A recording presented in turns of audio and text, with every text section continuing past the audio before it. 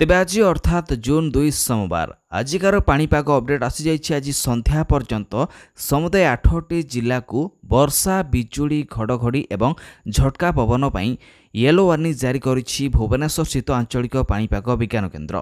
तेबे एही 8टी जिला को छाड़देले अन्य सबु जिलागुड़िकरे प्रबल ग्रीष्म प्रवाह हेबा सहित ताती बढ़िब एवं गुळुगुळी मध्य हेबो बोली पाणीपाग विभाग पक्षरु अपडेट दिया जाइछि।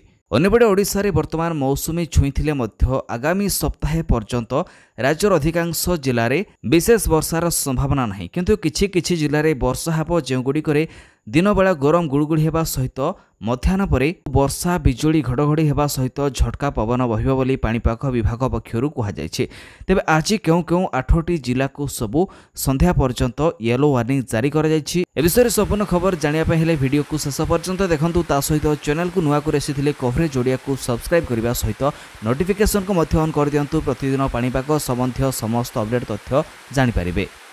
तेबे आज कमिब वर्षा और बढ़िब ताती। वर्तमान राज्य में विशेष वर्षार संभावना नहीं सप्ताहे पर्यंत, किंतु रज बेलू सारा राज्य में मौसुमी छुईबा सहित मौसुमी वर्षा आरंभ हो कहुछि। अन्यपटे आगामी 5 ରୁ 6 दिन मध्य तापमात्रा प्राय 2 ରୁ 4 डिग्री सेल्सियस वृद्धि पाइपारे बोली पूर्वानुमान करिछि आंचलिक पाणीपाग केन्द्र।